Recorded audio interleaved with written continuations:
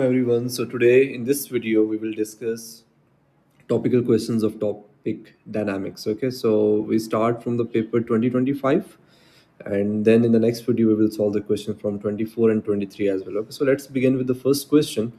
What is always conserved in elastic collision? Okay, what you have to keep in mind, in all of the collisions the momentum will remain conserved and kinetic energy is only conserved in elastic collisions. Okay, so total kinetic energy, yes, it should be conserved, velocity cannot be conserved.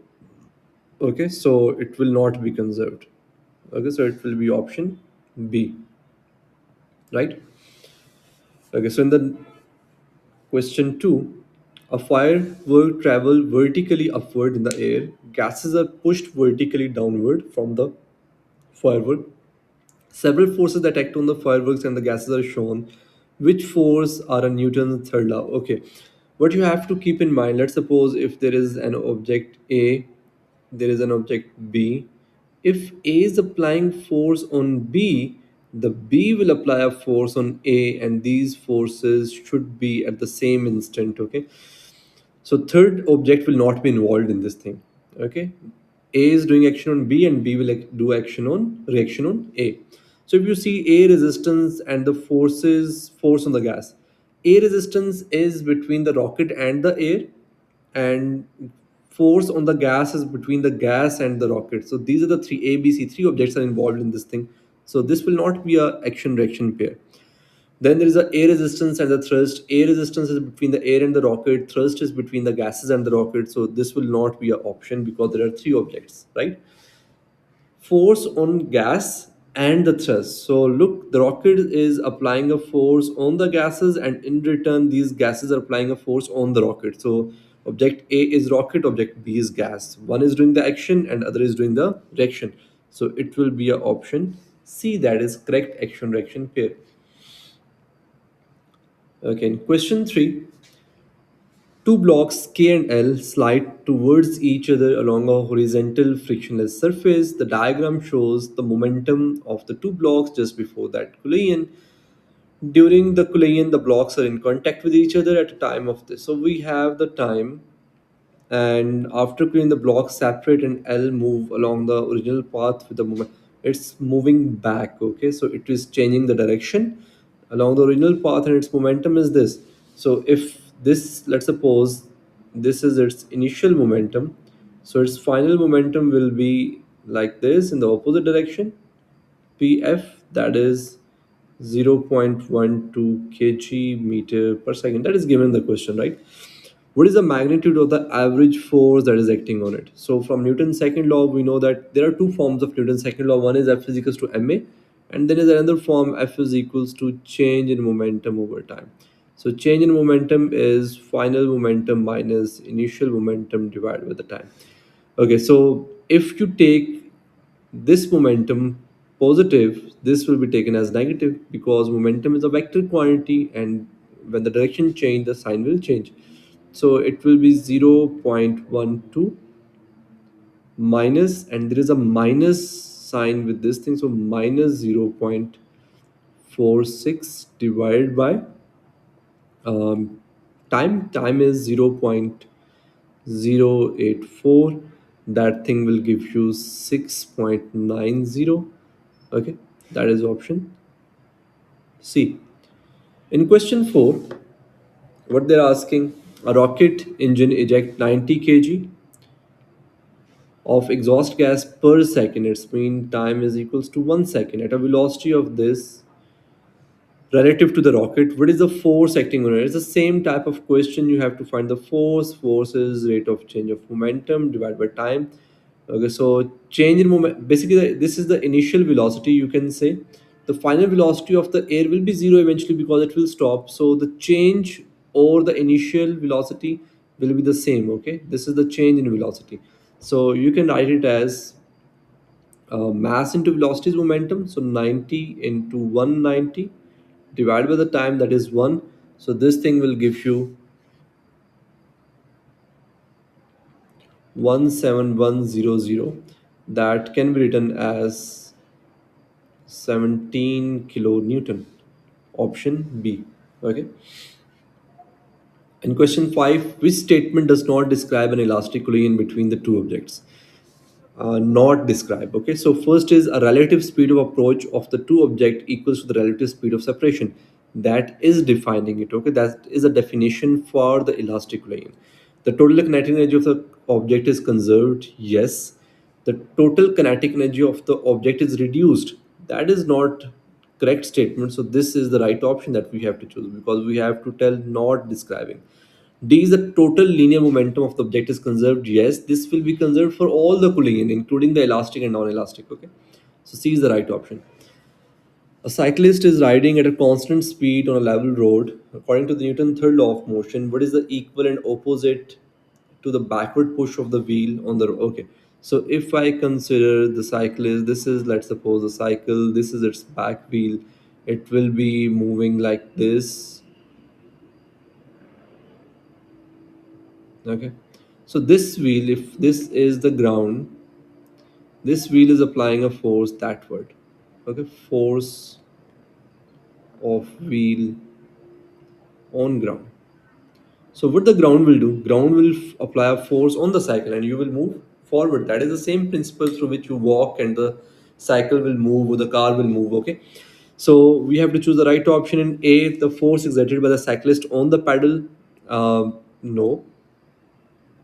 The forward push of the road on the back of the wheel, yes, because wheel is applying a force on the road, so the road will apply a force on the wheel. Okay, action reaction pair. A stone is released from rest and falls a long distance in the air. Okay, whenever they tell you about the long distance, it's mean they are indicating you about the terminal velocity. Okay, which graph could show the variation with time of the acceleration of a stone? Okay, we know acceleration starts from 9.81 meter per second square, then it will become 0. Okay, so we can choose between B and D, but this change is not linear. This change will be like this. At start the acceleration will change more, but with the journey acceleration will change less, because the change in speed will be less, so the acceleration will change less with the time, with the passing time. Okay, an empty cart is moving along a horizontal track at a constant velocity. Resistive force acting on the cart are negligible. Okay. A heavy rock is dropped vertically into the cart. The cart continue to move horizontally with the rock inside, so they are moving together. So how does the momentum and kinetic energy of the cart with the rock inside compare? Okay. What you have to keep in mind, there are two types of collision. We know inelastic and elastic. Okay, when what the inelastic is, when it's not a definition, it's just a type. When object after collision move together, then that collision is inelastic collision. And what happened in inelastic collision? Energy will be lost. Okay, that is for the inelastic collision. So let's check what option is correct. The cart with the rock inside has a smaller momentum. Okay, momentum will never change in any of the case. Okay, so that will not be a case. And then the cart with the rock inside has a smaller momentum and the same kinetic energy. It will not have a same kinetic energy because it's an inelastic collision. Okay, the cart with the rock inside has the same momentum but the smaller kinetic energy. Yes, he is making sense. Okay. In the next question, two spheres are released from rest at equal heights above the ground. Both spheres reach terminal velocity. One sphere has a larger density than the other. Okay, so one has a larger density. Both spheres have equal volumes. Which statement is correct while both spheres are at terminal velocity? Okay, so we know that density is mass over volume, and mass is equals to density into volume. Okay, so as the volume is constant, we know their mass will be directly proportional to density. So the one with the larger density will have a larger mass. Okay, so large density mean large mass, mean large weight, and need large air drag to balance weight, and for large drag what need high speed. So the heavy objects reach higher speed as compared to the lighter object to balance their weight, okay, against the drag force. So their terminal velocity will be higher. So what statement, the force acting on the spheres are equal? No. The resultant force on the spheres are equal? No. Um, the resultant force on the spheres are yes. The resultant force for both will be zero because they are at terminal velocity. Okay, so resultant force will be zero. The velocities of the spheres are equal? No. The heavier will have the high velocity. The weight of the spheres are equal? No, because they both have the different masses. They will have the different weights. Okay. In the next part, question, which statement define forces?